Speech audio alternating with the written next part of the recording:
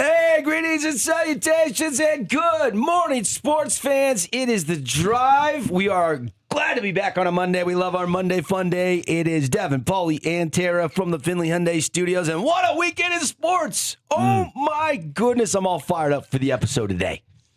Just an unbelievable... That was a swivel weekend. I call that a swivel weekend. I'm like, what happened in hockey? What happened in the tournament? Oh, my gosh. There was so much to take in sports. It was really, truly probably one of the last real action-packed sports weekends that we'll have for a while. For me. I mean, I know we got the hockey playoffs coming. I know we got the NBA finals coming. I know we're right in the middle of Major League Baseball. Sports never sleeps. I understand that.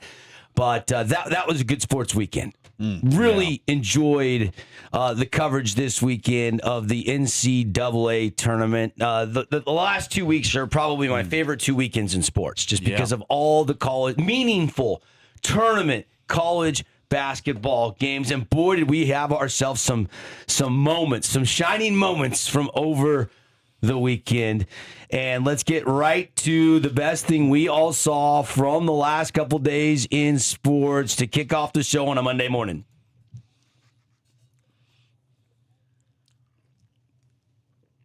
Go ahead, Paulie. All right, I want to take us to the Duke radio call of that loser for Duke yesterday, an epic loser, as they had a 15-point lead at halftime, 19-point lead at the largest part of the margin of victory or leading or whatever you want to call it, and they blew it. They simply blew it, and I want to the best thing I saw is this loser who calls radio for Duke calling for a technical foul after that shot is hit, and I'll let everyone listen to it. If you're a Duke fan out there, I'm sorry, but Duke on the East Coast is one of the most hated brands in the country, and I was a Maryland fan growing up, hated every bit of Duke and their players, their coaches, and this was awesome to see, and let's just listen to the Duke radio guy as the shot falls for Mullins, and he cowardly calls for something from the refs. Get it in, they do for Boozer. Bobbled it, back for Sarr. Needs to get rid of it, does for Caden. 7 seconds, trying to throw it ahead, deflected. Stolen by Connecticut. 2 seconds, it's Mullins up top for the win. Oh, he hit it. With 0.3 of a second to go. Malachi Smith ran off the bench. That should be a technical. But with 0.3 of a second to go, oh, that is pure comedy. You can cut it there. That is pure comedy, because to lose like that and then cower for a technical foul is just laughable. You lost. You're searching. Ball don't lie, you're reaching, brother. You're Ball reaching. don't lie. Ball's in the net. I feel for Boozer. Oh my goodness. Hold the ball and take the foul, and you probably not probably. You're going to the Final Four, and you got a chance to set up that Warner ladder and cut down the nets. And now Duke is out just like that. I mean, I know there's a lot of plays that make up the complexion of a comeback, like UConn came back and won yesterday. But that pass ahead, he's trying to kill the clock, trying to play a little keep away. Yeah. And if he just holds the ball, draws the foul. Just split the free throws. You're guaranteed no worse than overtime. That's right. I mean, you got a 2-point lead in the possession. That's right. And the unthinkable happens. 2-point lead. You make one free throw. It's still 3 points. All they can do is tie.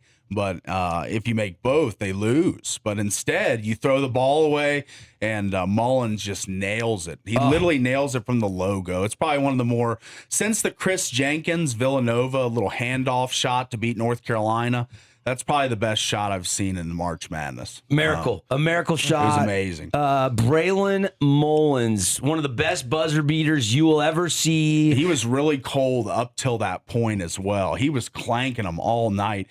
UConn was 1 of 17 from 3 at one point in this game.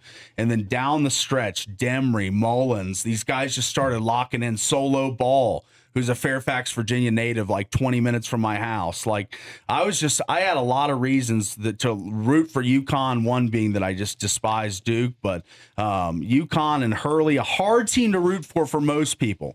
People don't love Hurley, but the brand of Duke is like the evil empire, and I'm glad to see them go down. Yeah, I really have never been a big Duke fan, but I felt myself rooting for the Boozer twins, because in today's college basketball, you get to enjoy their college career for one season.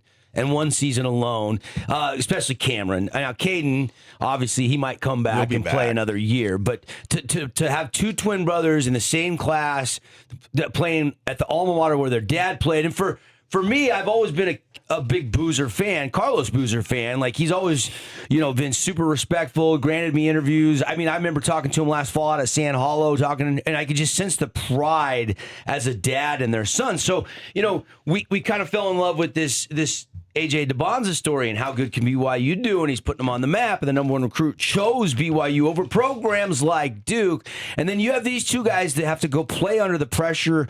Their dad's there every step of the way, watching them play. I found this team actually kind of likable this year for some reason. Interesting. And I think John Shire is doing a really good job. I mean, they've lost 6 games in the last 2 seasons. They've recruited really well. They put themselves into big games, but only to be let down.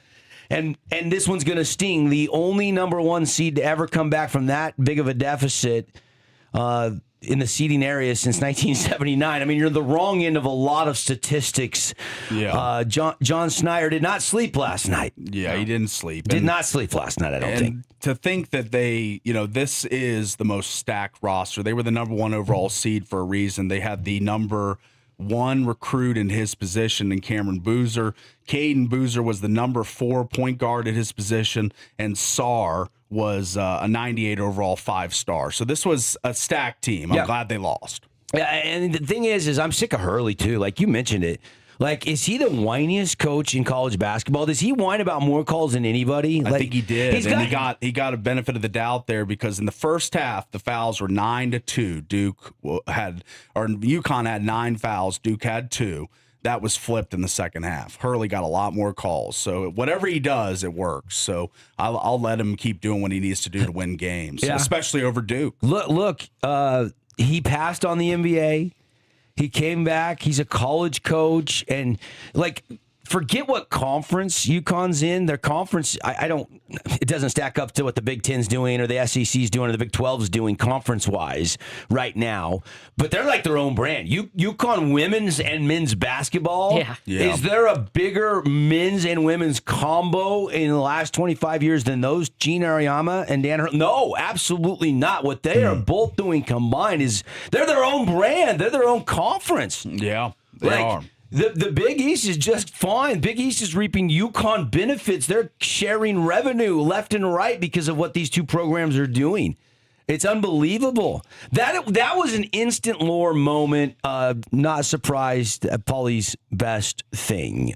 Tara, I'll let you go. Best thing from the weekend in sports. I got to go with the Caps Mammoth game. Even though the Mammoth lost, we got to watch the legend Ovechkin get a hat trick, 3 goals, and it was a great game. There were some amazing fights.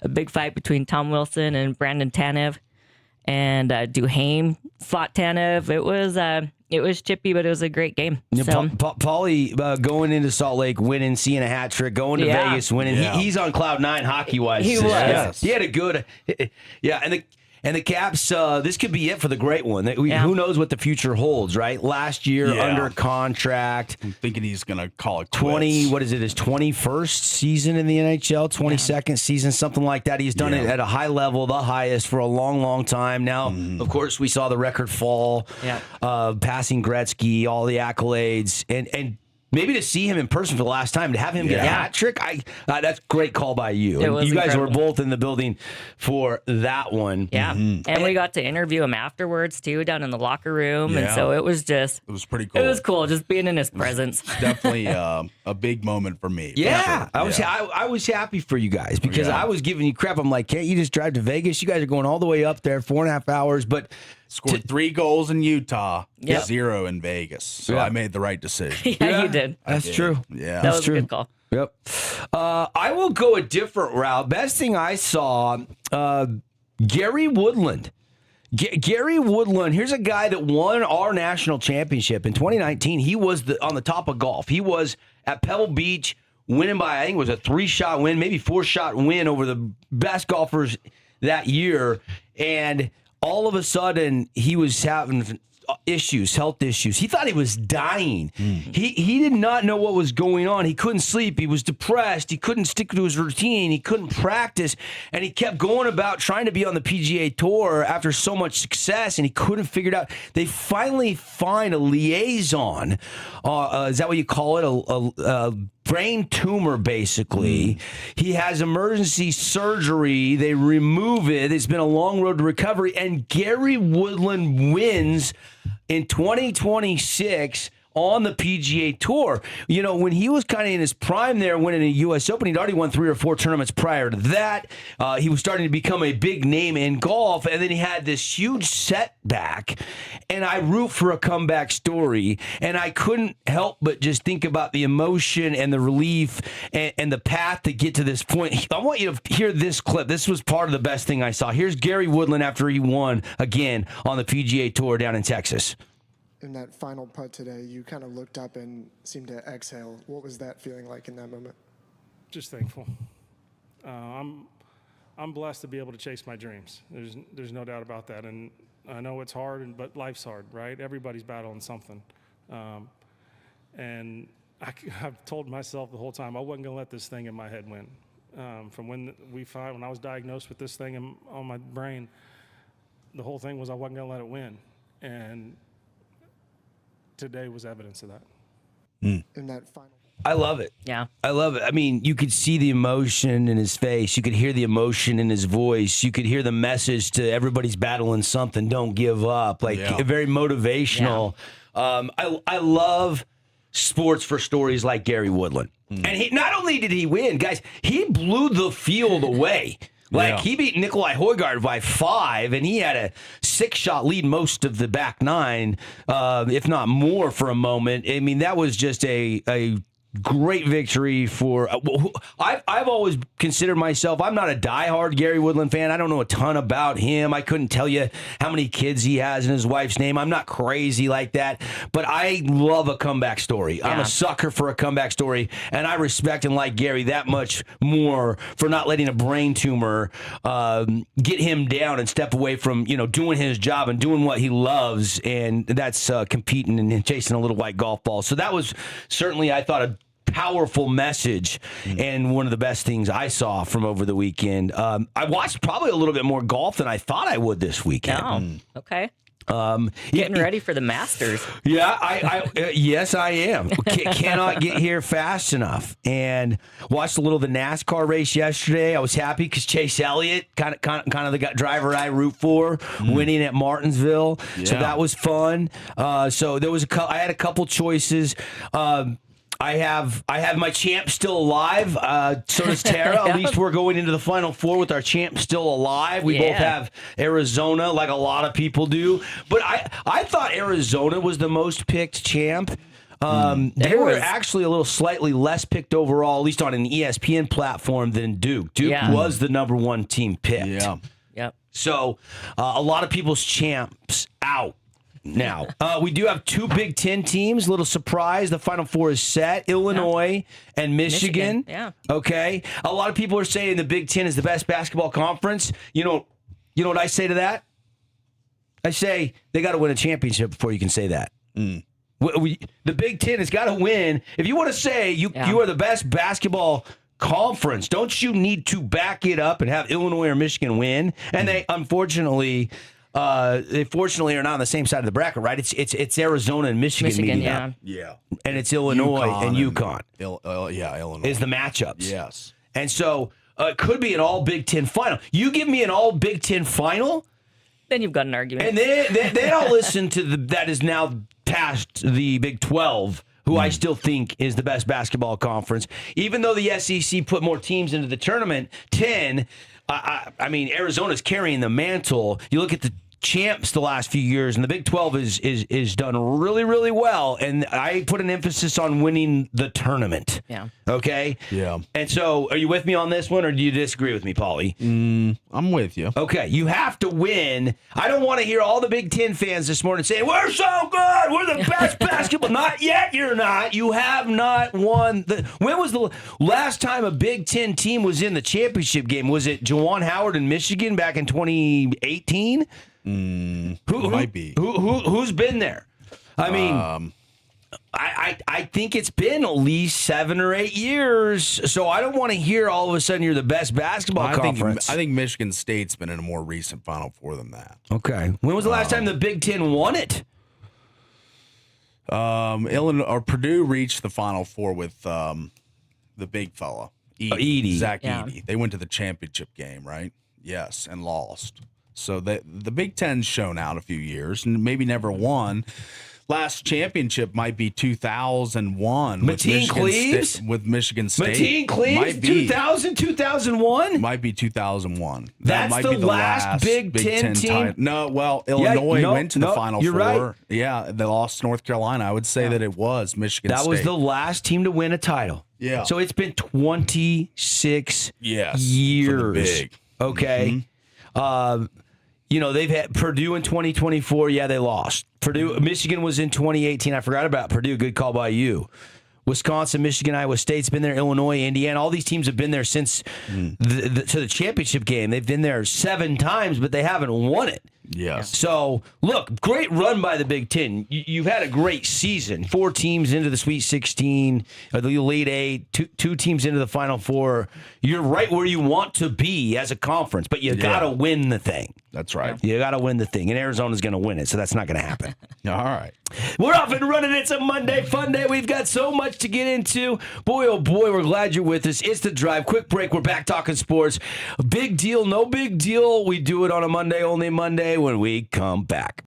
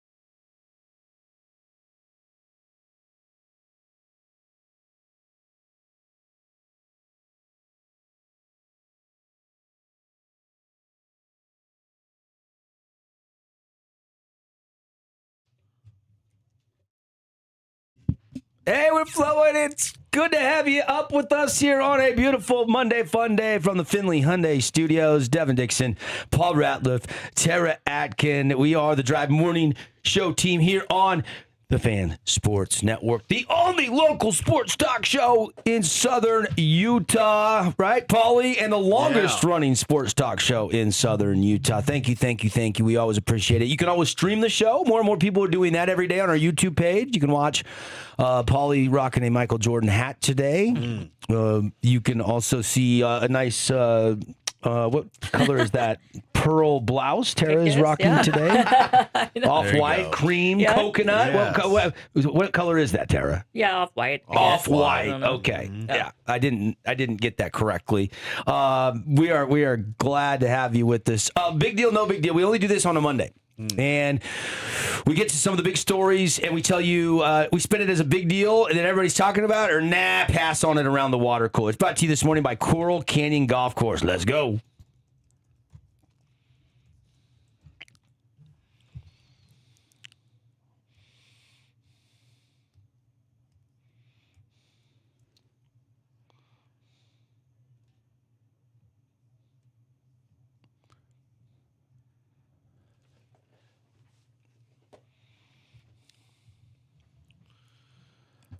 Is that the longest intro in sports? Yeah, it's pretty That is a long. long intro. It's one of my favorites. You love it. You love I'm it. a Tara big loves deal. it. Yeah, I like the Anchorman and stuff. Yeah, we had some fun building that one out. We are going to have Tara throw out the topics, and Paulie, you and I will fire away. Here we go. All right, big deal, no big deal. Duke and coach John Shire have had trouble closing out games on the biggest stage.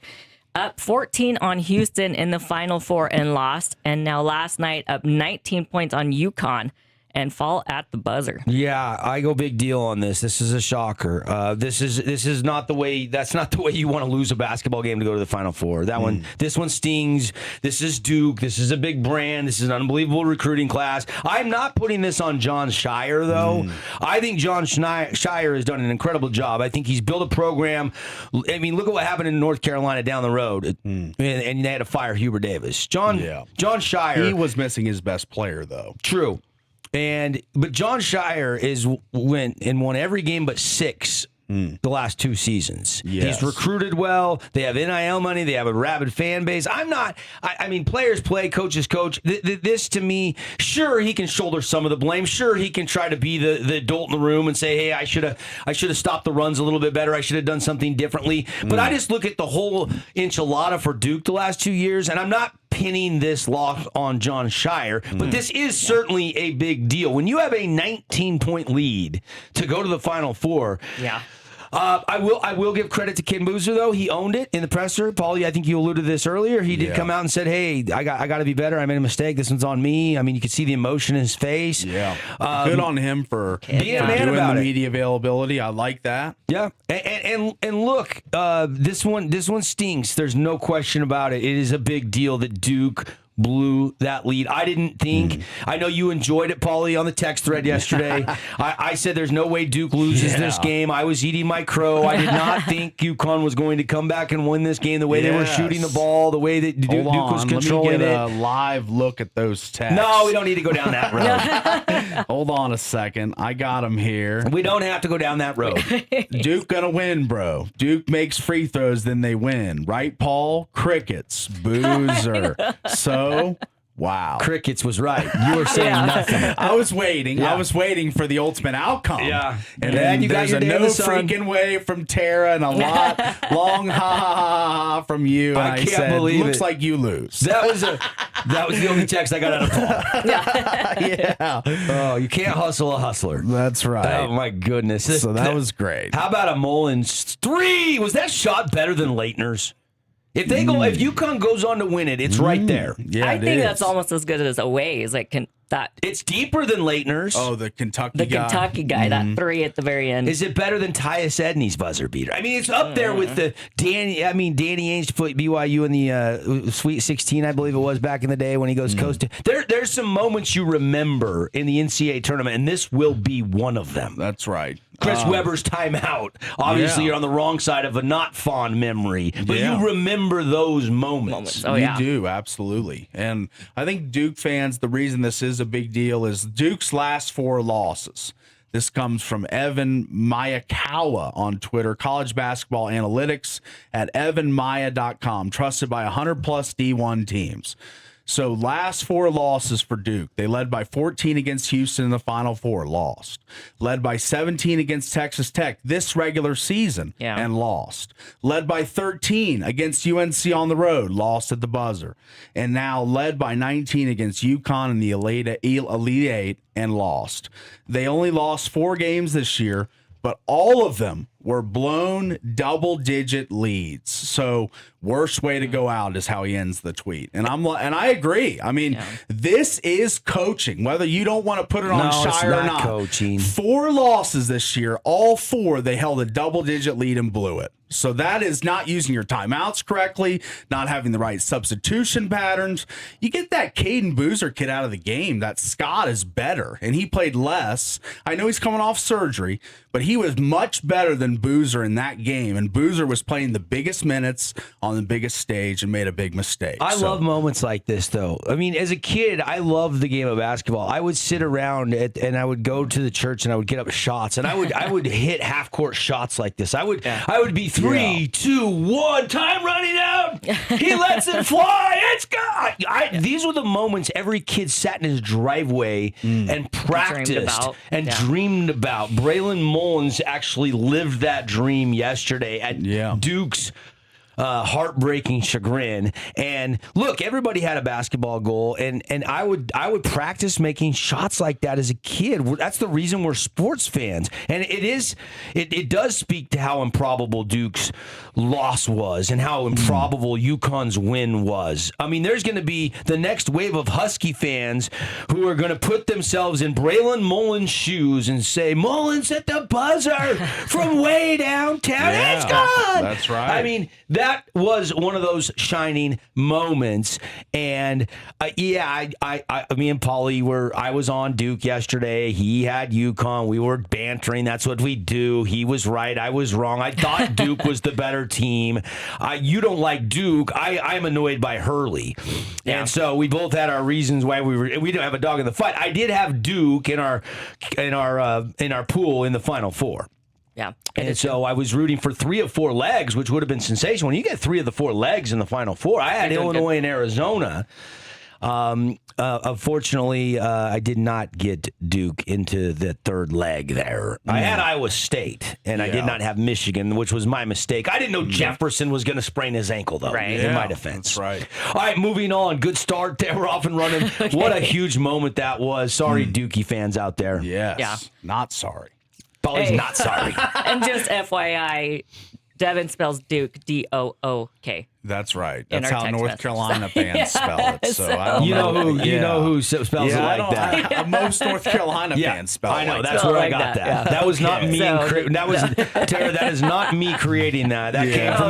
That came from a Chapel B. Yeah. All right. Yeah. Moving on. Yeah. Okay. Big deal. No big deal. Utah Tech baseball has won 5 out of 7 and captured big wins against Fresno State and Southern Illinois. Yeah, I mean, look. I want to say it's no big deal, but I believe in Coach Chris Fadenauer. So it's a solid stretch because they had that great start to the season, then they hit that lull. Yeah. And now they've bounced back. Yeah. But winning on the road, winning the series against Southern Illinois had to feel good. 12-4 in the final yesterday. Good series win, especially with the WAC grind coming. Program is still building to be competitive at the D1 level, catapulting to the Mountain West Conference. Playing at home is an edge, so anytime you can win on the road, I think is solid. But I'm not shocked by this. So this is solid, but this is not a big deal because it's almost what I expect out of a good skipper with a really good new coaching staff. He's put a new pitching. He's got rated in the coaching department. He went out and got a young, really good pitching coach that I'm really excited about. I think they've shored that up a little bit. There's a couple of dudes on this team that could play in the bigs. And some big transfers. This team really likes playing for each other, but this isn't conference yet. It's steady progress, but it's not like headline news. Nice weekend. They keep stacking series, but it's not moving the needle to the ultimate goal, which I think this year is to win the WAC and go out with a bang into the Mountain West and maybe play in a regional. Yeah. I would agree. And WAC play starts on Thursday. Yeah, it's a huge start for the WAC season and some really good teams in the WAC. I think that's more respect that it's not a big deal, that there's still more work to be done than that's the way I spin it anyway. And you agree, Paul? A rarity, ladies and gentlemen. Mark it down on March 30th, 2026. Paulie and I agreed on something. Yes. Wow. All right. Holy smokes. What is wrong with us? We might have to go share a soda later. Yeah, that's right. Share soda indeed. And Utah Tech was picked 6th in the WAC preseason baseball poll. Abilene Christian was first, Utah Valley, Cal Baptist, Sac State, Tarleton State, all ahead of the Trailblazers. So now it's the proving ground. Yeah. I mean, now they got to prove that they're here. They're 18-10 is no fluke. And they're ready to win some games in WAC play. They still got work to do. I mean, Tarleton State's 19-8. Cal Baptist is 24-5. Yeah. You know, is still looking at overall, but they have not. I mean, you're winning 65% of your games right now. That is a good non-conference start. That's now right. Here comes the meaningful games conference play right around the corner. Nice. Yep. All right. Okay, big deal, no big deal. 30 months after brain surgery and the fight for his life, Gary Woodland wins the Houston Open by 5 shots in dominant fashion.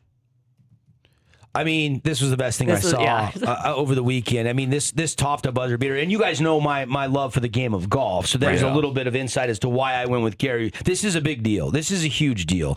This is one of the best stories in sports right now. First win in nearly 7 years after brain surgery in 2023. He's openly battled PTSD and anxiety. He wins by 5 strokes. That's not a fluke. That's domination. This isn't a comeback. This is a career resurrection for Gary Woodland. Yeah. And it hits different for me because most comebacks are from injuries. This was a life-threatening brain surgery. This is not him being an idiot getting in a car wreck. This is a life-threatening brain tumor that he has no control over that grew on his brain.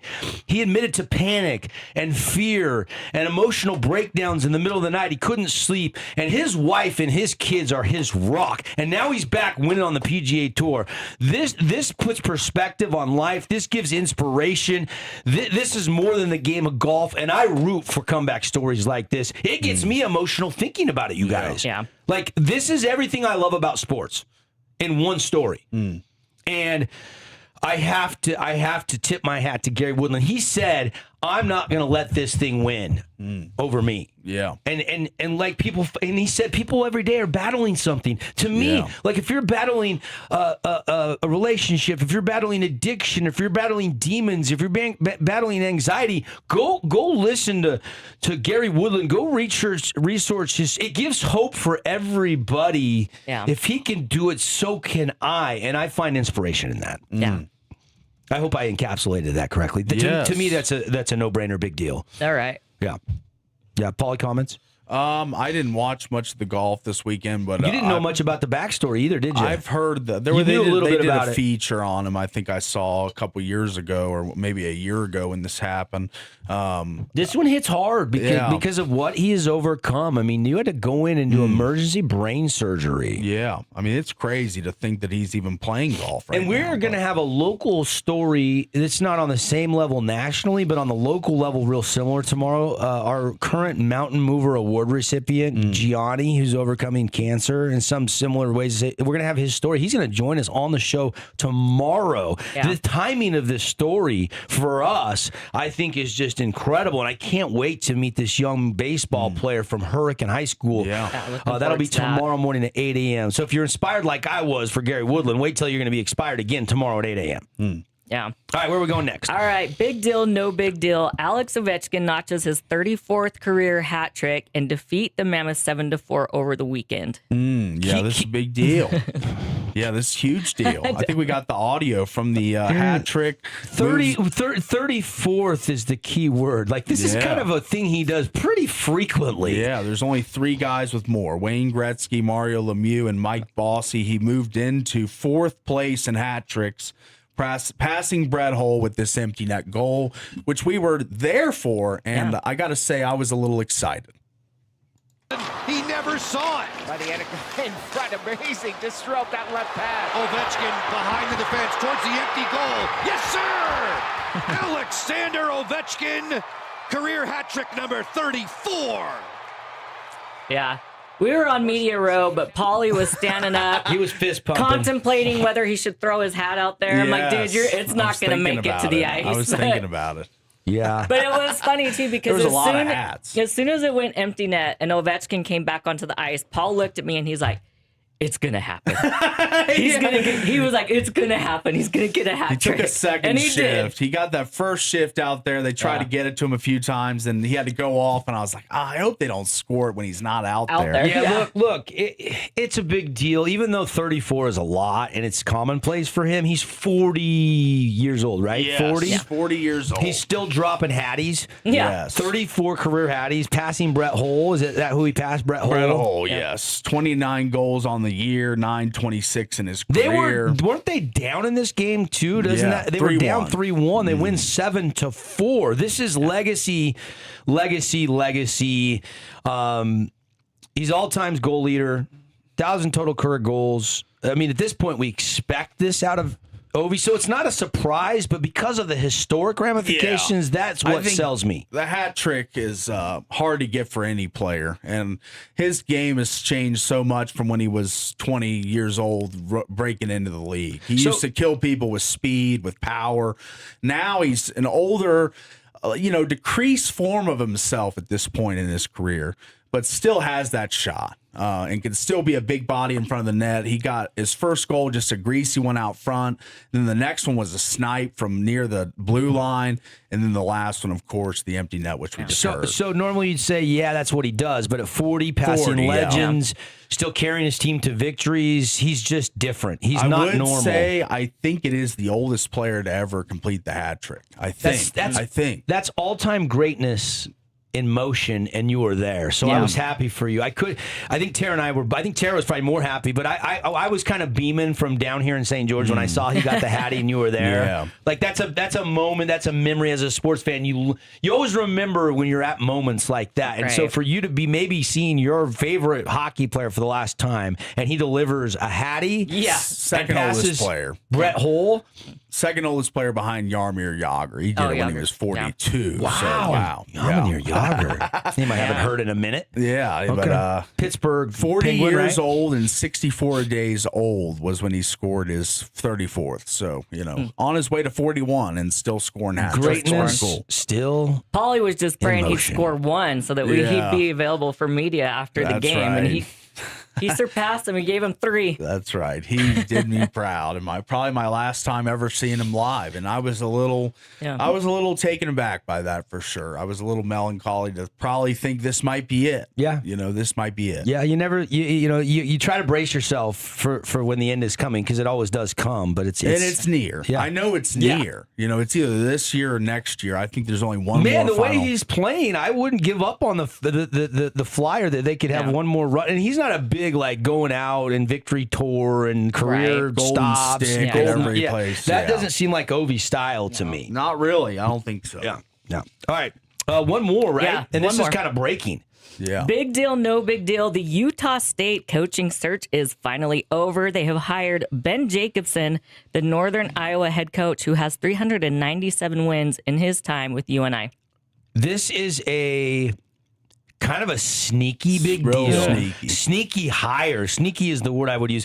I know this one's going to fly under the national radar on a Monday, but here in the state of Utah, Jacobson is a proven winner at Northern Iowa. Yeah. Preaches discipline, defense, stability, consistency over time, and obviously going to the Pac-12, leaving the Mountain West. Utah State had to rehire again, and this is a reload type of hire. It's not a sexy hire, but it seems like a smart hire, and smart hire can also win league games. So I think this is a sneaky big deal. I actually like that. When I heard that name, this is a tournament team. This is a guy that has been there for a long time, but it's not like an older coach, right? How old is Jacobson? I think he's in his 50s, if I believe. Okay. If I'm correct. So they break the trend of hiring 49 or under year-old coaches that had 20-plus wins in back-to-back seasons. They did. I think they broke that formula this time because I think Jacobson a little older, but I'm checking on his age right now. He is 55 years old. Oh, okay. So Yeah, this he's is a little older. older higher for them. Yes, 55, but more established than, say, Odom, Smith, Sprinkle. I think he's done it at a higher level for longer. I think this is a step above some of the hires that Utah State made when they first made them. Now, everyone will say, Calhoun's a great coach. What are you talking about? But Calhoun was at Youngstown State and had never made a tournament. This guy's made 3 tournaments already at UNI where you have to win the Missouri Valley Conference to be in. So he's won his conference 3 times. He's done a great job coaching, like Tara said, 397 wins. He obviously can win basketball games. And I think he'll be at a school that cares more about hoops. And the biggest thing for him, he signs a 5-year deal. This isn't a short-term deal. 5 years, and I think there'll be a lucrative buyout to get him out of Utah State, most likely. So he might be locked in for a little longer than the average Utah State coach. I think that's why maybe they went this route. Yeah. Like, hey, this is a guy that this is a big step up, and he did it at a high level. The winningest coach in Northern Iowa history. They got to be just flabbergasted today, the Panther fans out there. Sure. 5-time Missouri Valley Coach of the Year, 4 total NCAA tournament appearances, a Sweet 4. 16 run. They beat number 1 Kansas once along the way. Obviously, they win the Missouri Valley Conference. They were a 6 seed, and they still win the conference tournament. Yeah. This known for winning close games, which is huge in March. Old school, kind of a hard to beat guy. It's not like sexy highlight reel basketball. But neither was Calhoun. No. He wasn't a sexy hire. Looking at Calhoun, Instead of swinging on a big young name, this time they went stability, experience, consistency, right? Yeah, I thought that they were in the position where they could have thought they could have kept Calhoun. I don't know. He was a guy that only went to 1 NIT. That's all he did at Youngstown State. And they bring him in, give him his stage to then go to the tournament 2 years in a row and take another job. I don't think Jacobson is that guy. I think this is more of a longer-term hire for Utah State, whereas, like you said, why didn't they hire a 49 or younger guy? Maybe this is why. They want to keep him in Logan. They don't want to see another 2 year and out, 1 year and out. They need help keeping coaches. And I think they might have found one with this 5-year deal that Jeff Goodman's and reporting. sure, like maybe they don't win the headlines. They don't win the They don't sexy hire. Yeah, they don't win the press conference, but they might win 22 games a year. Yeah, that's right. In a couple years in the Pac-12. Mm-hmm. This seems like a safe, long-term, smart hire, not a sexy, splashy one. That's what this speaks to me. The splashier hire would have been the other guy that was mentioned in the running for this job was Mark Madsen from Cal. He was looking to make the jump back to the state of Utah, I was reading. A lot of rumors and smoke that he was the other finalist for this job. Yeah. And Cal, I knew, was much like Sprinkle when he went to Washington. It's a non-starter job. You cannot really win at a high level at Cal. And I think Madsen realized that and wanted to get back to the stadium. A lot of Cal beat reporters reporting the same thing, saying, he wanted to go back to Utah. He wanted more than Utah they had State. interest. Yeah. So, but Utah State moves forward with Ben Jacobson on a 5-year deal to become the next coach at Utah State. Big deal, no big deal. In the books, brought to you by Coral Canyon Golf Course. We're going to step aside. Final break this hour. We'll come back. We'll get you segued into hour number 2. We still got a ton to get to. When we come back, I want to go a little deeper into the coaching change in Las Vegas. Cassidy fired by the Knights. 8 games left in the regular season. We will talk about that when we return on The Drive inside the Findlay Hyundai Studios.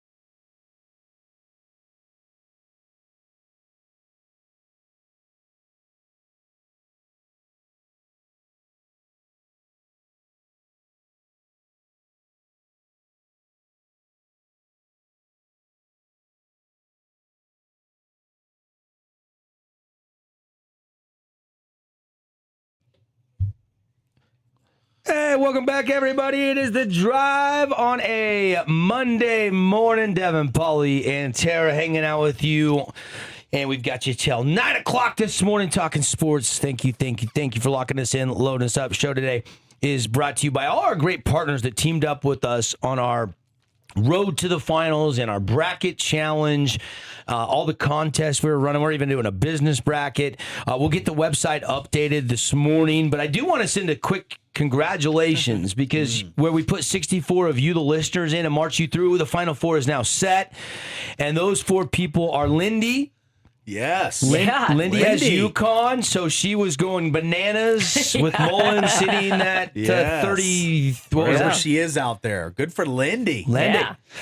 Congratulations to Tara. Not me. Not this one. Not Tara. It is Tara A, though. Tara A. But, yeah. She had Illinois, got the 3 seed Illinois, and they punched their ticket to the Final Four. Congratulations to Scott T. He's got Michigan. He is into the Final Four. And then Casey L. has Arizona. Those are our 4. All right. Final Four. Contestants that have got a big prize package coming, and one of them will indeed get a Traeger grill. Yeah, that's a good prize. From Sunrise Tire, we got prizes from Fabulous Freddy's, ATVBryce.com, Nets on Fire, Grass Creek Construction, Zag, House of Jump, Sand Hollow Golf Course. We've got so many great partners hooking up with us on that contest. So congrats to our Final Four. Now, Terrence has 99 points, and he's got Arizona winning it all.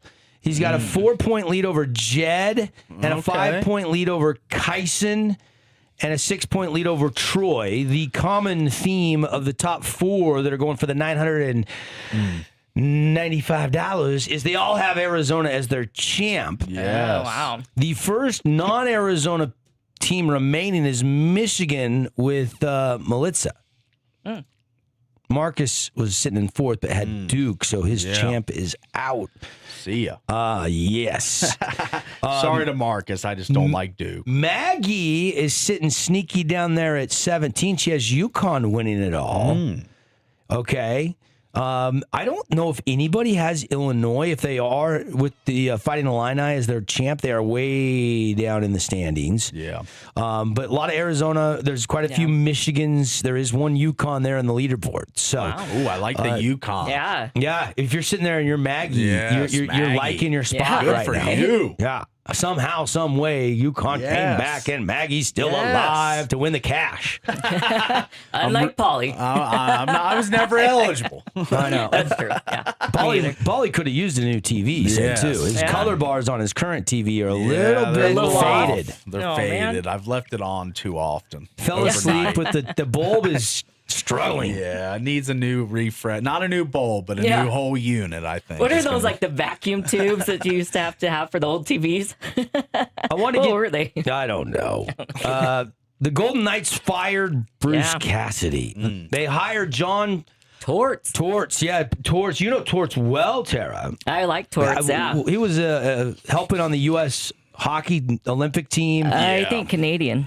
Was he on the Canadian team? I know he was coaching in the Olympics. Yeah. But he has not been coaching since in the NHL since the Flyers let him go, correct? Yes. Okay. Last season. And here, kind of a shocker because it comes with 8 games remaining in the regular season. Knights are 32, 26, and 16. They're 3rd place currently in the Pac division after they got a point in the 5-4 shootout loss to the Caps Saturday night. But they've kind of had a losing slump lately. They've lost 3 of the last 3 and 6 of the last 7. Yeah.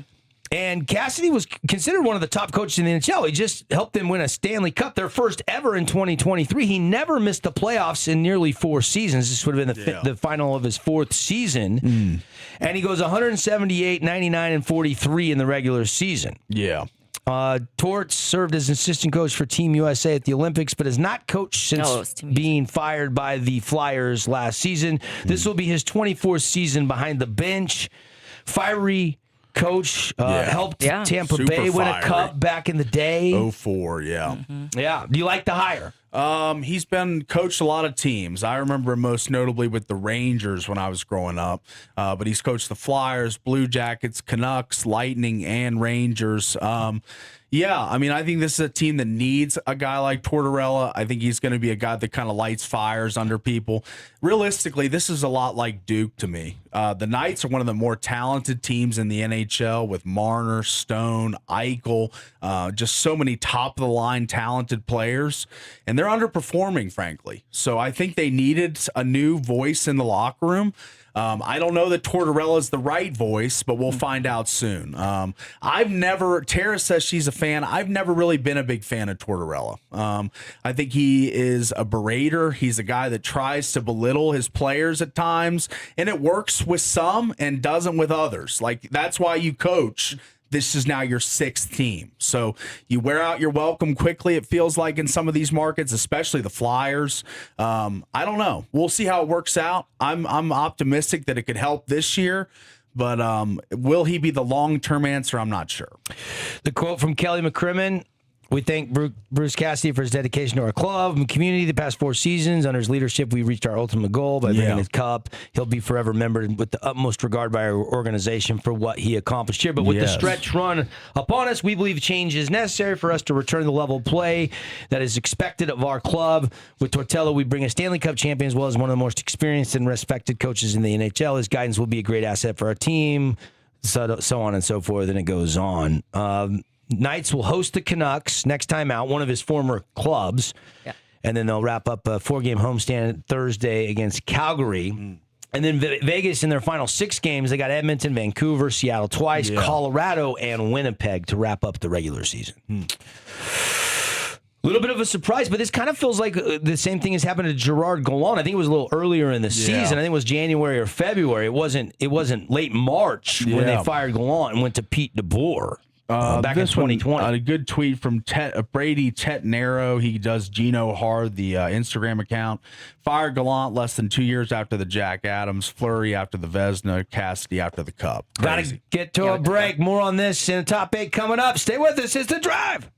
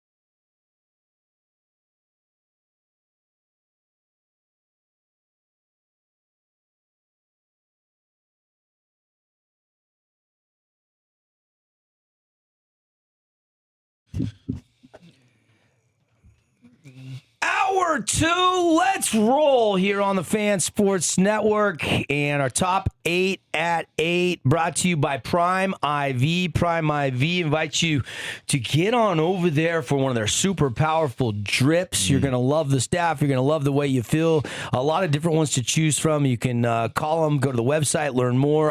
If you're fighting allergies this spring like I have been, I suggest the Myers cocktail. I have gotten the Champion drip numerous times. I always love that one. You can check out the benefits of NAD+. You can put in some vitamin D, some glutathione. The reasons to go to Prime IV, fill and run down. You're tired. Maybe you have an event or a competition or a sports game coming up that you need to get ready for. Like I said, allergies. Maybe you're fighting off some kind of an illness. There's so many reasons to go see our friends and get an IV from our experts at Prime IV. Check out the website. Tell them the guys and gals on the Fan Sports Network told you to stop on by. That's PrimeIVSTG.com. And we start with UConn rallying, and they stun Duke on Braylon Mullins' last-second three-point shot. Here's the call yesterday in the Elite Eight as UConn, in heroic fashion, punches their ticket to the Final Four. Out there, along with Cedric, are their best free throw shooter. Clark in a straight check. Oh, he threw it away. Hill,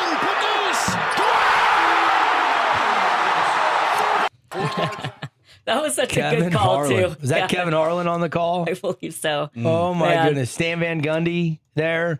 And wow. Yeah, Kevin Harlan. Oh, wow. I love Kevin Harlan, by the way. I think he's one of the best in the business. Oh, yeah. That was a great call. He leans back in his chair. was- Wow. yeah, Yeah.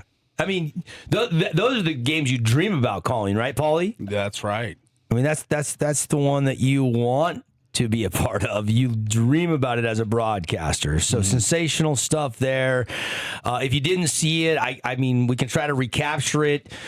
Duke had a halftime 15-point lead, and hard to say anything other than just fell apart down the stretch. It looked like the game was won. I even texted Paulie with 3 minutes to go. Duke's going to win this game, bro. Yes. And they're inbounding the ball up 2 with 10 seconds left. They just got to hold the ball, get fouled. Instead, they try to play hot potato after a few passes.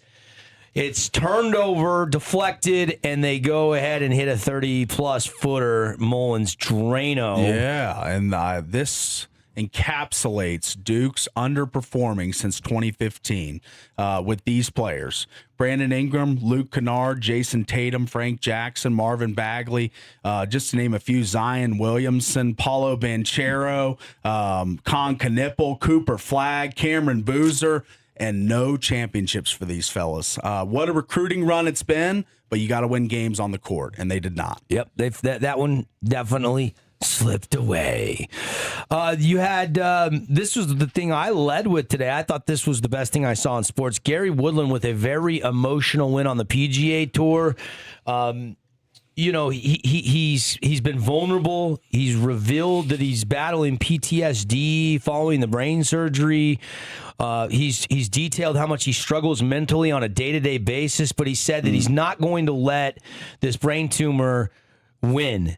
And he's playing with Minwoo Lee and Nikolai Højgaard, and he's hyping up the crowd, and the crowd's cheering for him, and they're walking down the 18th fairway, and he wins the Houston Open and then collapses into tears. I mean, it's truly a remarkable comeback story. It's hard to encapsulate in words.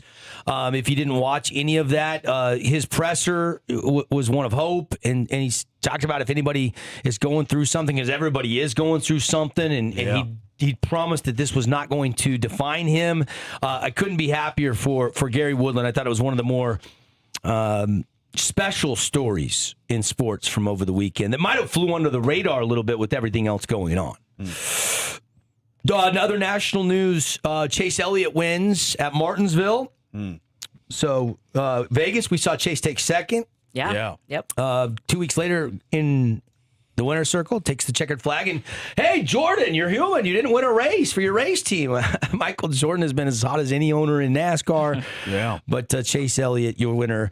The other thing out there, we just touched on it, but if you just jumped in your car, the Knights fire Bruce Cassidy, with just 8 games left in the season. John Tortorella will take over. Tortorella, excuse me. That's why Tara just called him Torts. Torts, yeah. Torts. They're sitting 3 points above the cut line in the West. Yeah.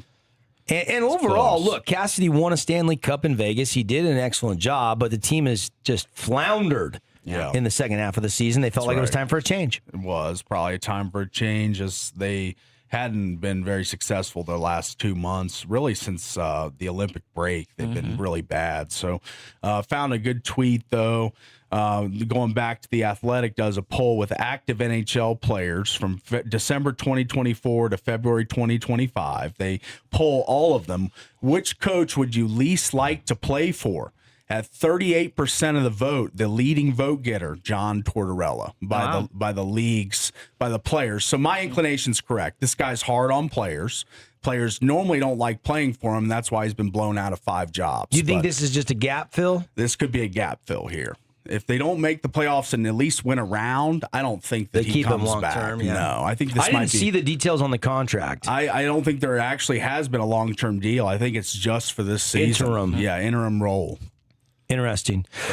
The story in the NFL is the UFL got started over the weekend. I was watching Jake the Snake Plumber last night on TV against, oh my gosh, who was the old NC State quarterback? It was like, Jake, you forgot about Jake the Snake. Remember Arizona State? Had a stint in the NFL with a couple of teams. Mike Shanahan's guy. Yeah. Anyway, the NFL story is the referees are at a crossroads, I guess, with 2 months left on their collective bargaining agreement. Okay. And there's multiple reports coming out that the league is preparing to hire and train replacement referees as soon as May. We've seen if this before. no deal is reached. This comes with the two sides really far apart on key issues in negotiations. There's going to be some fodder. There's going to be some back and forth during the annual league meetings. So nobody gets excited about replacement refs, do they? No, not really. No one really gets excited about Rick Croy in the St. George area, as he was the head man for Cal Baptist for many years. But Rick Croy is headed to Arizona State as an associate head coach under new head man from St. Mary's, Randy Bennett. A reunion from their St. Mary's days. Croy built CBU into an NCAA tournament team, as you mentioned, this year. They made it with Dom Daniels winning the WAC. He will also bring a 4-star recruit, his son, J-Rob Croy, on his way to Arizona State as well. So pretty big news. Obviously, Cal Baptist moving to the Big West, not going to be a combatant of Utah Tech going forward, but still, Rick Croy, kind of a Cal Baptist lifer, would have never really thought he would make this move, but he does. He's on to start the new era with the Sun Devils, and his son as well. Yeah, that's good. For your soccer footballers out there, Igor Tudor and the Tottenham Hotspur parted ways. Coach was there just 44 days. Spurs will appoint their third coach of the season as they try to avoid relegation. What a mess for Tottenham over there in the Champions League. Hey, remember the electrical substation near Levi's Stadium out in Santa Clara? The 49ers actually hired outside help to go conduct tests at this infamous electrical substation with all the injuries they've had over the last couple of years. Yeah. Guess what the results were? What? Everything was fine. Oh. Everything was fine. There we go. And this one you might not have heard about. An imposter posed as Packer safety Xavier McKinney and got a loan for over $4 million, according to a lawsuit. They don't caught this guy yet. Wow. So he poses as an NFL player and gets this loan, gets the money, and is vanished. The FBI is looking into this. I mean, that is that's crazy. That is a crazy story. I haven't even read this whole story yet. I just saw the headlines this morning. One other quick hitter for you: Jets coach Aaron Glenn has already confirmed Geno Smith is the plan at starting quarterback for the New York. He had some nice things to say about my guy, Geno. He did. Comeback player of the year. He mentioned that. And So we'll see how he does in New York. Tonight, one really interesting women's Elite Eight game. You got TCU and South Carolina, but you've got Texas and Michigan. That one should be really, really close. Try and get we had half of the women's Final Four punched yesterday. The other half will be punched today. I'm seeing a lot of people post this Duke radio call on Twitter. It's news. People are killing this guy. Yeah. I think he's not going to lose his job or anything, but he's a homer. It's just a bad look all the way around. Calling for a technical when you hit a buzzer beater to go to the Final Four. Old Rose Sports is picking it up. You have to listen to this Duke radio call with like 3 crying emojis laughing. Like, it's just a loser talk. Of course, that's a side note. The other story we haven't really had time to get into because we haven't been together in the last couple of days is Tiger Woods. Yeah. And Tiger Woods, the question now, does he play the Masters? We don't know, obviously. Probably not. I wish I had $1 for everybody that went golfing this weekend and asked why Tiger Woods does not hire a professional driver. Right? Yeah. I'm sure everybody you've been away. Why doesn't Tiger pay a guy a couple $100,000 a year just to drive him around and with as much money as he makes, you would think that would seem pretty logical, right? Right. Yeah. Probably. There is breaking news right now. Justin Gainey, NC State, set to hire the assistant from Tennessee. So your Vols losing one of their assistants to NC State after Will Wade took back down to LSU. So that coaching carousel in college basketball, we're going to see that shuffle throughout the week this week. That's right. The portal is already open as well, as a lot of guys making their intentions known that they're going to be entering the portal or staying or being retained by their current schools. It should be really interesting. Portal season heating up once again. Yeah. DeBonza possibly returning to BYU. He hasn't confirmed yet, but he's leaving it out there. It says it'll be a life decision. Do you really believe that? I don't know. Hey, it was in the news. He might be coming back. I don't know. But he's saying all the politically correct stuff. He's gone. Yes. Why not just say that then? Because you got to be gracious to the school that gave you your start. He's being gracious. He's saying it's a mom decision. It's me and my mom. It's a life decision. But I'll tell you, you want to get to that supermax contract in the NBA as quickly as possible. And waiting another year at BYU is not the answer. Be good. I agree. So hey, I just throwing that out there. No, it's fine. I mean, you didn't like it. You threw it right back. It's fine. I did throw it back. I didn't like it. I didn't buy that. So I don't buy any of the "I'm coming back" talk from AJ.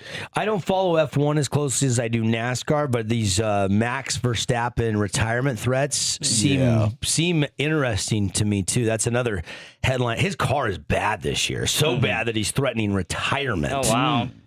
So, my hope meter is through the roof for Major League Baseball as we had our first weekend in the books on the diamond. I've obviously watched some nightcaps, my Seattle Mariners, and nice 8-0 win yesterday to get a series 4-game split with the Cleveland Indians. Did you watch any baseball this weekend, Paulie?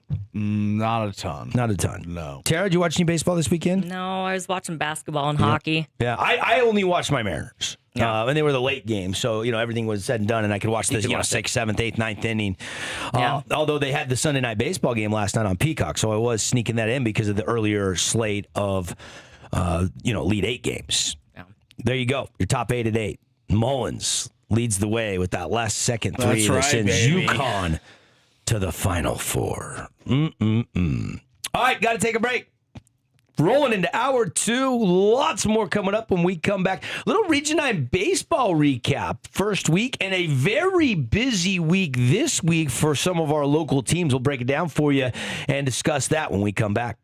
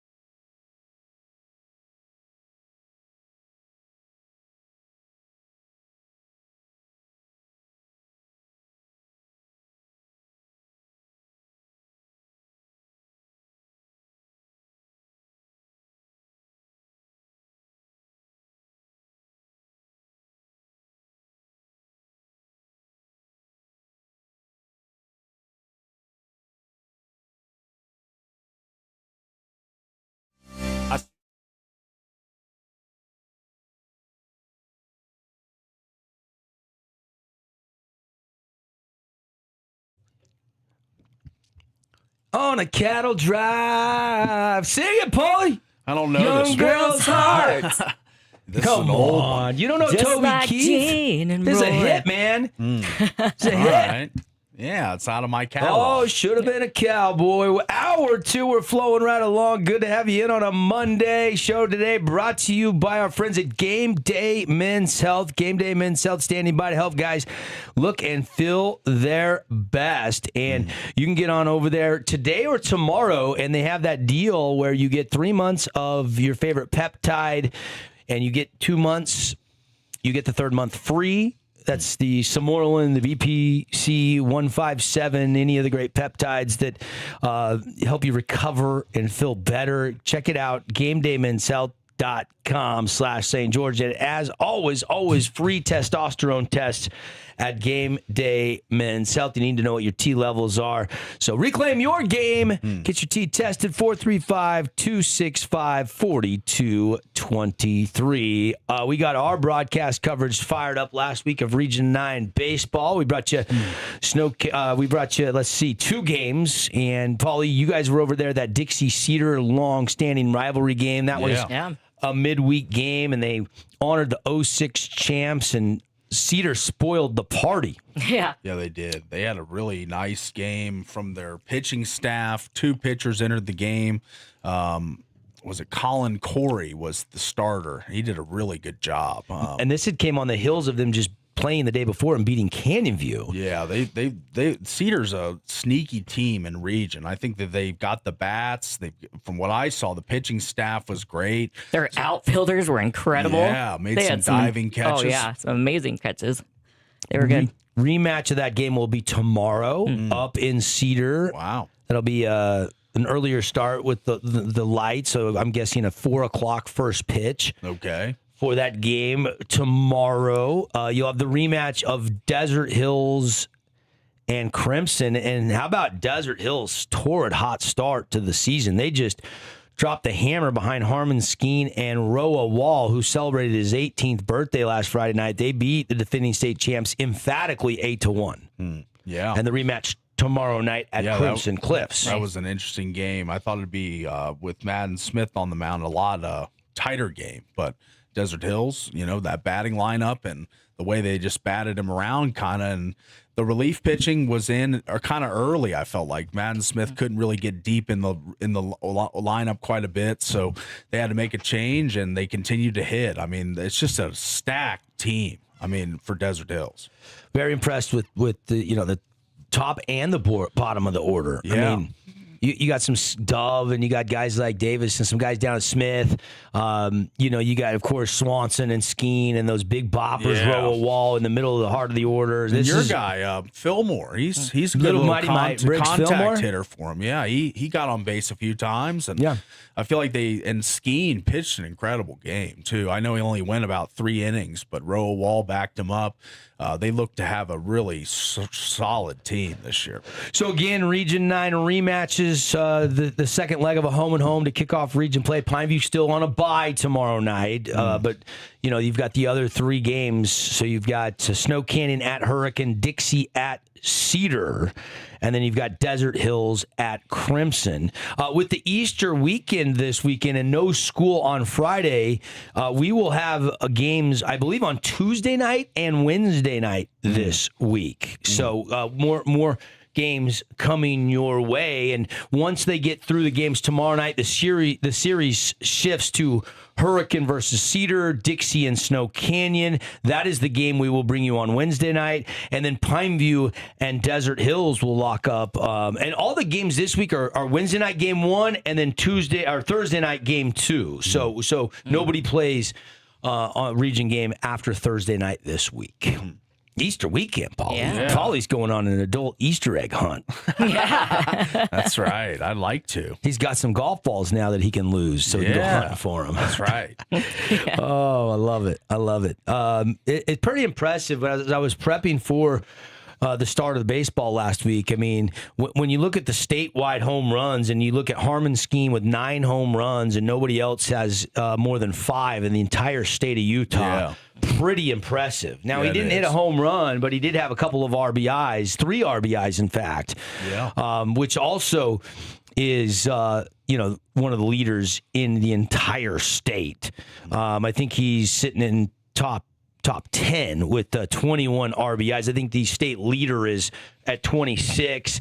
I know Cade Kelch at Snow Canyon is second in the entire state at 25. So Trayvon has 22, Harmon Skeen 21. So there's some guys in the top 10 in RBIs. Not surprised with the way Region 9 baseball usually always delivers stellar play. Yeah, absolutely. So will be fun. I think we're going to get you Snow Canyon, either Snow Canyon Hurricane or the rematch of Desert Hills and Crimson tomorrow. We got to verify with the crew, and then I believe we'll have Snow Canyon Dixie on Wednesday night. Those will be our next couple of broadcasts for you. So games Tuesday and Wednesday night. Get your popcorn ready for Region 9 baseball. Too early to really get too worried, too high or too low after just one game. Yeah. One game, your winner is Cedar, Snow Canyon, and Desert Hills, but a lot of big-time, meaningful Region 9 games looming, including 3 this week. So going into Easter weekend, you get somebody to 4-0,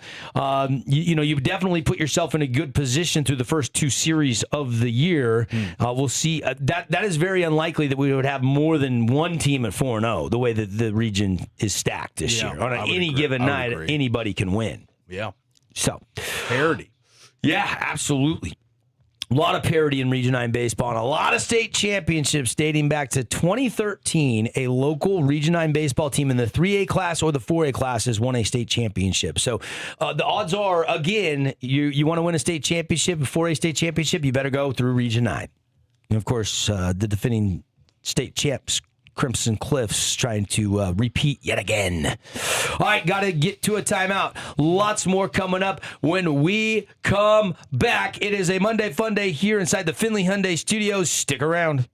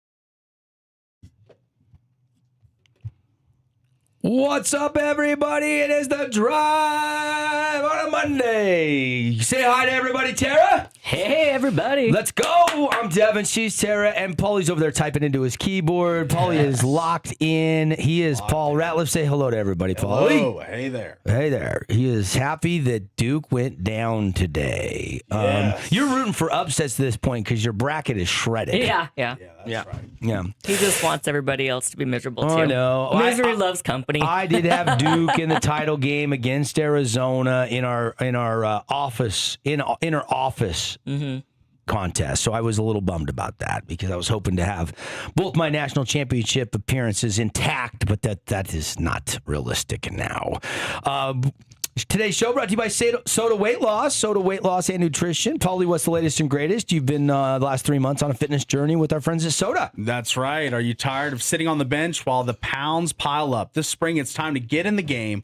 At Soda Weight Loss, they don't have quick fixes or lifetime shots, no drugs, no monthly refills. They coach you one-on-one with licensed nutritionists, real food, real habits, real results that last a lifetime. In just 90 days, you can drop 20, even 30, 40 pounds and keep the weight off for good.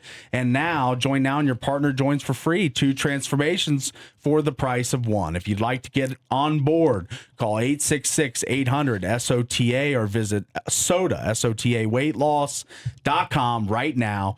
Soda, short time on the program, results that last a lifetime. All right. Yeah, let's go. Let's see. You've had so much success. I think I might be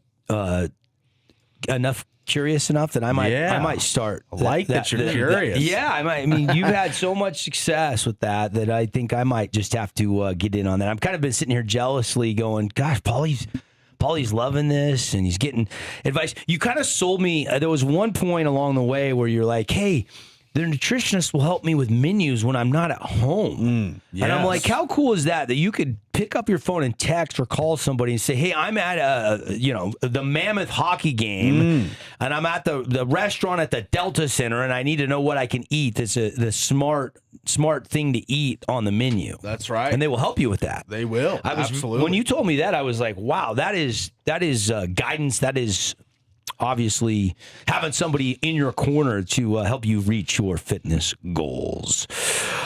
Okay, wanted to get into a couple things here. Paul, you want to get into the NIL thing because Tommy Tuberville, former football coach at the University of Auburn, if I'm not mistaken, longtime Auburn Tiger coach.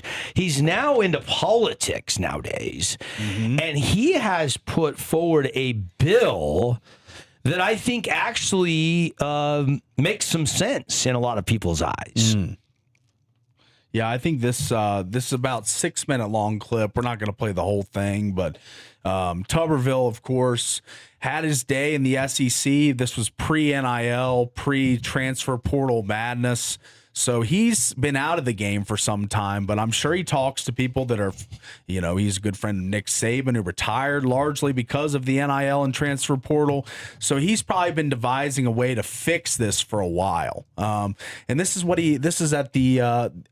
the floor of him talking, going over his bill with the other state senators. Let's see what Tommy Tuberville has to say to save college football. I thought this was interesting.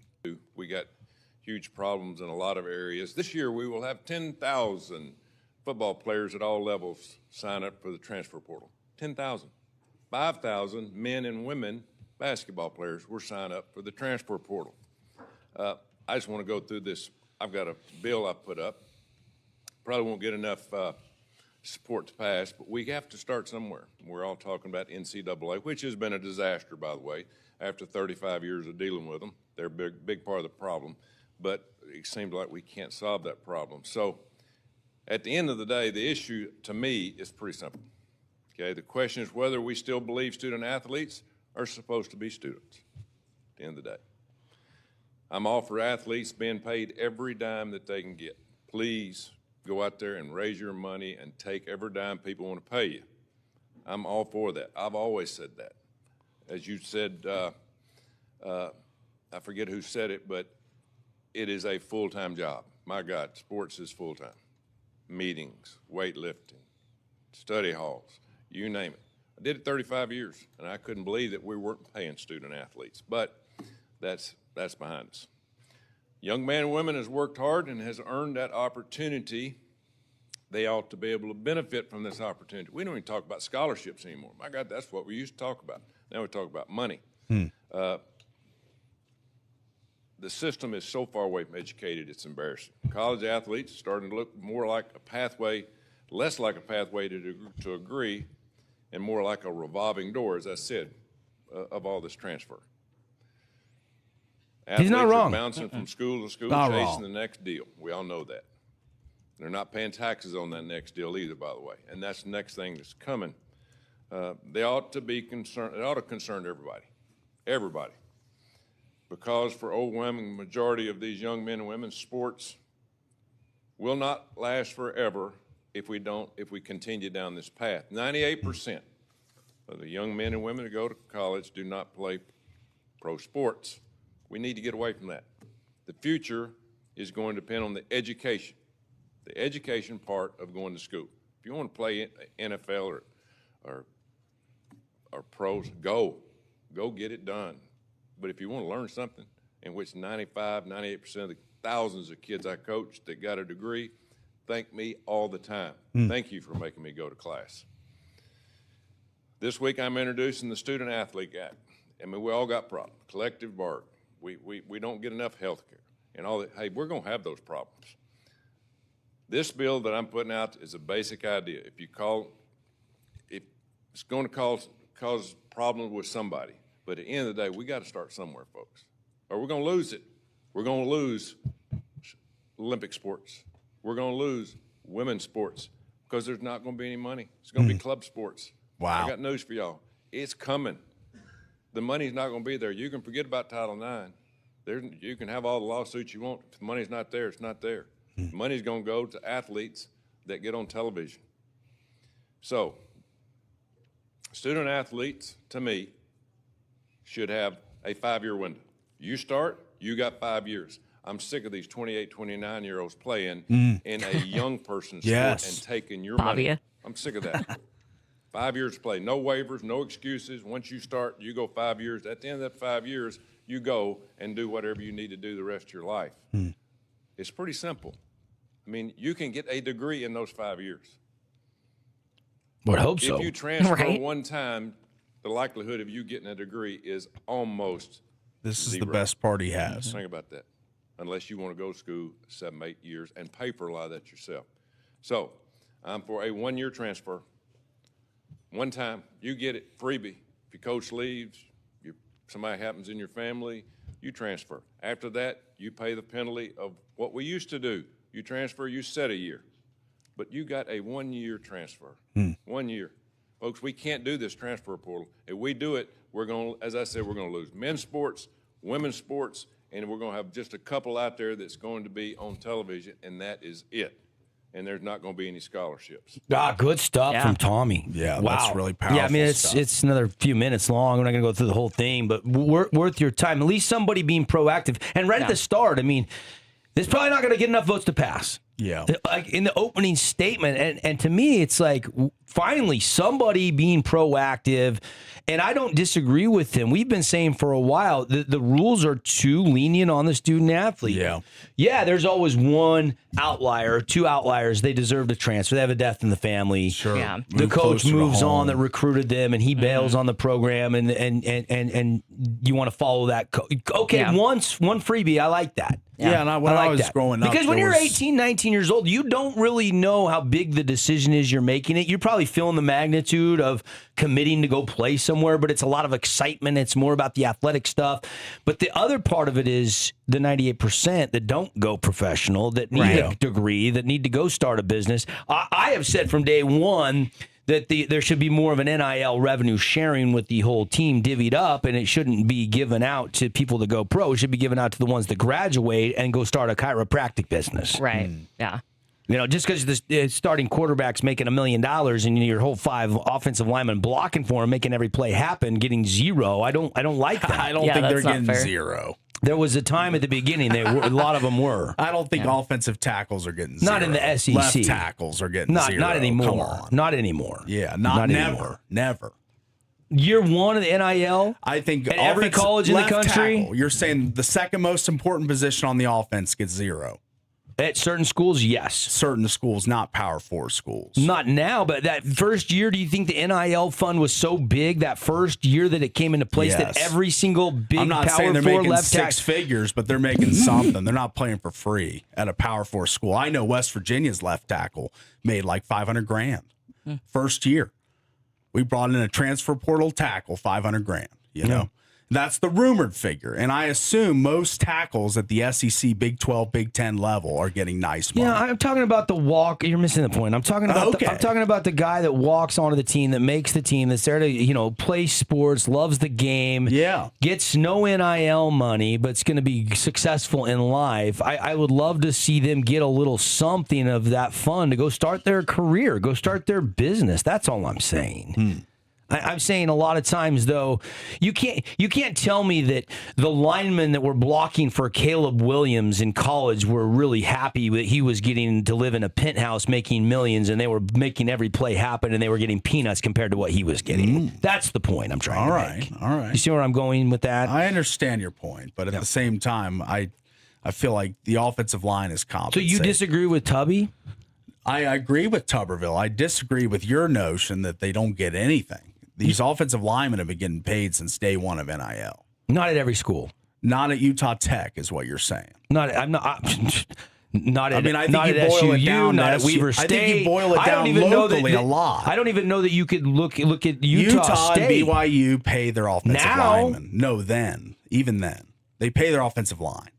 Year one, it wasn't millions of dollars. I for know, not linemen. millions, but they're still making something. They're not walk-on level players. Yeah, but these they are might, starting offensive and linemen. I have said from day one that I was supportive of the NIL. You should be able to make money on your name, image, and likeness. And it sounds but I like felt Tommy like you is have too. to go work for it. Like now, it's just you don't have to do anything. It's just a paycheck. They don't even have to pitch a product or show up at a car dealer and sign some autographs. That's They don't have to do remotes. Yeah, Like, they don't have to do remotes. What are we teaching our Get all the our- juice without the squeeze. What are we teaching our future generation? The money just grows on trees? Well, if you're David Bailey and Texas Tech offers you $5 million to play defensive line for them, you might as well take it. Absolutely. Get the money while you can. And not have to do anything. No camps, no meet and greets. That's just to play on Saturdays. See, and I don't like that. You don't like that? No. Okay. No, if it was my kid and he took that money, I would be like, yeah, you go earn that. You go meet your fans. You go sign some Don't autographs. you think do a earning it on camp. the field is 12 and a half sacks? Isn't that enough return on I investment? am fine with college players getting paid for their name, image, and likeness. Yes. And they're stars. There's levels to this. There are obviously But like Tommy bench said, a warmers, college degree walk-ons. a scholarship used to be enough. Now it's not. Well, we've opened Pandora's box. You can't shut it. It's too late. I know the NCAA's missed the window here. That's right. And It's now over. they need Senator Tuberville to fix the problem. Yes. And even he can't probably fix the problem. Well, Let's be honest. We've seen Rick Pitino go on Twitter last year saying there needs to be a salary cap. There's so many luminaries that have spoke out on this. Contracts, something, so that they Yes. can't just keep jumping ship and going That's to right. the next bigger paycheck. Yes, because then you'll have the Nico, Lamalivas who just leave at a drop of a hat. I understand that. There needs to be a transfer restriction, but NIL will never change. It's always going to go to the stars. The stars are what fund the team. They're the ones that sell tickets. So what's the solution? I don't think you'll ever have an even pay scale for everybody. That will never happen. You don't have an even pay scale in the NFL. You have a league minimum. Yeah. Right. Yeah. But it's the same way as the NFL. I would be Joe Burrow's paid more than I would be, yeah, but there is a lot of players on a lot of Power 4 teams that are probably getting zero. Right? You're not paying everybody. You got 100 players on your roster. Correct. You're not paying. You can't pay I them all. don't think That the money fourth is not there. stringers and the walk-ons are getting any money. I think you're right there. Anybody that plays significant playing time is getting money. Because they're expected to get playing time because they were paid money to get playing time. But that's not always the case in every circumstance. I don't believe that. I just think you boil it down locally quite a bit, and Utah and BYU are different than Utah Tech and SUU. There's levels to this whole thing. Sure. You know this. Sure, there's a lot more alumni and a lot more opportunity for people that want to win and pay money into NIL funds. Yes. At bigger universities. I get that. That's Correct. That's not breaking news or shattering news. Well, I think you kind of your plea is for more fair play for these smaller schools. For the bigger schools, because too. you've got a connection to these local schools. We need a salary cap. We need a salary cap. It needs to be a salary cap for the Power Fours, and then it needs to be a salary cap for the mid-majors, and there needs to be a salary cap for the FCS. It needs to be a level playing field. Yeah, I mean, don't we? And look, the product has been good. There has been parity. There's teams that have come out of the woodworking that are all of a sudden competitive because they've got a war chest of money. Yeah. Which you don't get sick of new teams coming to the forefront. You know, the Ohio States, the Michigans, the SEC schools. There's the big teams, but we saw some team. We saw what was it? Texas Tech. Tech's been Texas A&M, like they've got some rich alumni. Yeah. Well, even SUU, as I'm showing you right now, is getting into the NIL thing. Yeah, and they're probably promising NIL money that they still need to future fundraise to divvy up. They say they're 87% of their $350,000 goal. So, I mean, Thunderbird football's NIL fundraising. That's the game we're playing. You have to. They're getting ready for the arms race. So. They've got a tab on their website where you can donate directly to Thor's Hammer, which is their NIL collective. So I feel like the SUU is understanding what's at stake here. I was hearing of deals last year for NIL. I mean, I have not heard similar with Utah Tech. Don't know. I don't know either. Those numbers don't have to get disclosed. I know they don't have to get disclosed, but to see that... I mean, they signed one piece of paper saying they got an NIL deal, they turn it into the office, and that's the end of it. But what about the fundraising aspect? I mean, SUU's being proactive. Yes. Yeah. $305,750 raised for SUU football. Yeah. That's incredible. That is good. Yeah, and if they can do it in Cedar City, Utah, you should be able to do it. That's my point. You should be able to do it anywhere. No one's held back by the NIL. Everyone can go out and fundraise. So you crying the blues for the smaller schools. I think there needs to be a salary cap. I'm not crying the blues. I'm saying there needs to be a level playing field. I get the salary cap, but can't Utah Tech go out and fundraise? Do you think SUU spends more money than Tarleton State? I got news for you. No way. Maybe not. No friggin' way. Okay. Well, I'm just saying when you go on Utah Tech Athletics, there is no NIL donation tab.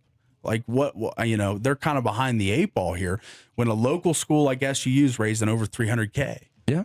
I'm just wondering, like, everyone's got a chance to fundraise. That's why your argument is null and void to me, is because if Cedar City can raise $300,000, that means you can do it anywhere. No, I just like what Tommy said, though, about the transfer rule. I just think we've opened up Pandora's box in the Wild West, and we've used the term Wild West repeatedly talking about the new era of college sports with no restrictions in the portal and NIL. And it's hard for me to get excited about a guy that plays for 5 different teams in 5 years. Exactly. He's just a paid mercenary. Yeah. I mean, he's a pirate. Right. He's a hardy hard. Give me the booty. I'll go wherever pays me the most. I mean, what are we teaching our kids? It used to be about the education, about the scholarship, and now it's about a money grab. I don't like that, Paul. Yeah. I have no problem with them getting NIL money. Right. But to they do should it be limited to one transfer. You should have to sign a contract. If I want to pay you $1 million to pay left tackle, I want a 2-year dang contract. Exactly. Because if somebody's going to pay you $1 million, I want you for 2 years. I don't want you for just one. Yeah. And I think that's been a problem with a lot of people. Darian Menza, the Duke quarterback, he signed a contract and then went to Miami. I mean, I think there's no real way you can hold these kids down. They can go wherever they want. This is the players' era.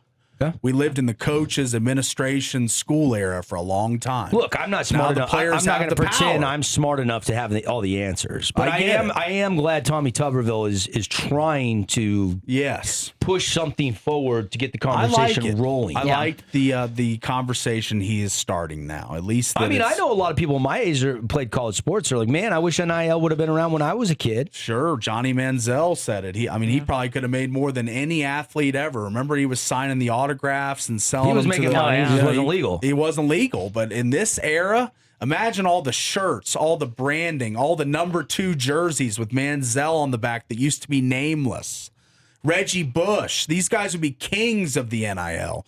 So again, just not your time. It comes a little late. It comes for these guys. I'm sure everybody, Barry Sanders, that era in the 80s, like all these stars, Eric Dickerson at SMU. I mean, some of these guys are making money anyways, but they would have made a lot more is what I'm saying. We'll have to keep tabs on Tubby's bill and see. I'll be interested to see how many votes it does garnish. Yeah. We'll keep an eye on it. Got to get to a final break. We'll come back. Big finish on a Monday. Thanks for locking us in, loading us up inside the Findlay Hyundai studio. It is The Drive. Utah State has their new coach. I want to go back to that story. And the new tanking 3 rules are confusing, to say the least. We'll get to it when we come back.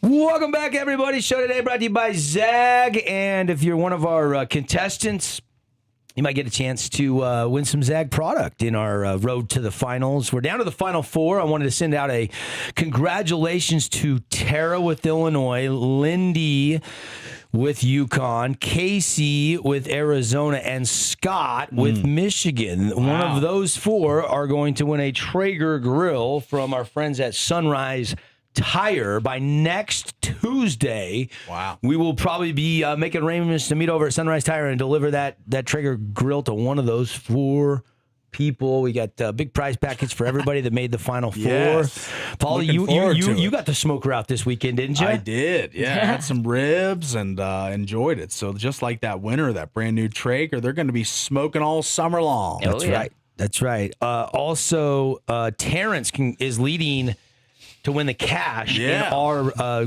he can buy a smoker if he wants.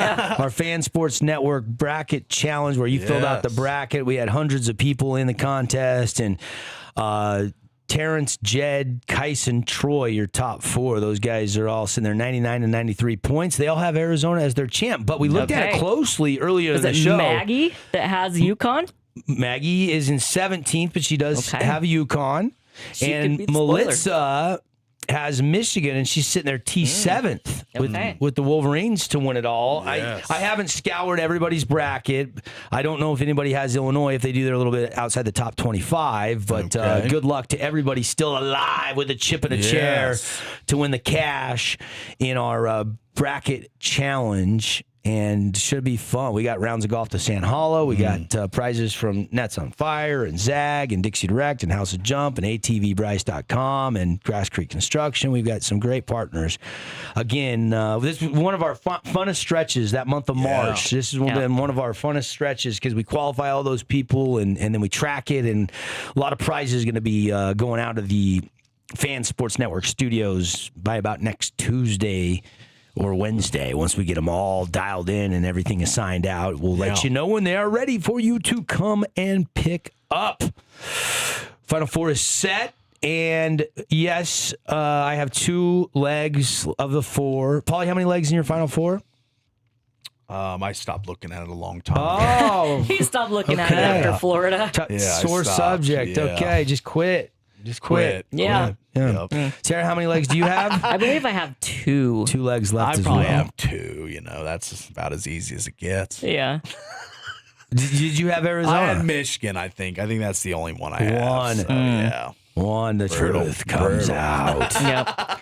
Yeah, I have Michigan and Arizona. Okay. And then the rest of them, like, nope. I have Michigan and Arizona as well. The one we're playing with our listeners just for fun. We're playing along. I have 2 in that one as well. Okay. But let me get a live look at mine. I'll take a look. Yeah, it was a lot of fun. The big breaking news today, if you missed it or just tuned in, Utah State, according to multiple reports, has tabbed their next 23rd head coach in school history. Ben Jacobson, the Northern Iowa Panthers coach, is the new hire, according to Pete Thamel and Goodman and everybody. We don't know much except for Goodman reported a 5-year length of the contract, but I have no financial terms. I know that's public information that'll have to be released at some point, but I have no idea how much he's getting paid right out of the gate. I'm sure it's going to be a nice pay raise from what he was getting at Northern Iowa, where he was there for 25 seasons. Yeah, long run that with the Panthers. So glad to see him up in Logan with the Aggies now. I think he's going to be a good hire. Yep. He's been their head coach since 2006. In that time, he went 397 and 259, winning his coach in program history. I'm reading a tweet from Scotty Girard. Northern Iowa was going to and may still yet build a statue of Ben Jacobson. He was a UNI legend. Like I said, if you're legendary, I said it about Calhoun. If he stayed, he could have gotten a statue at Utah State. Oh my gosh. Jacobson getting a statue at UNI, most likely. Calhoun may still as well. Who knows? Because he just left, and they're still going to build a statue of him. Yeah, but that was a talking point that me and her had on a show that you weren't here. Yeah. UNI this last year went 23-13, made their run in their conference tournament, got the auto bid for the Missouri Valley Conference. But before that, they had a 9-year drought where they did not get into the NCAA tournament. Jacobson will take over head coach for Utah State. And, man, how many is that? 5 coaches in the last 7 years? Yes. They've cycled through Craig Smith and Ryan Odom and Danny Sprinkle and Jared Calhoun.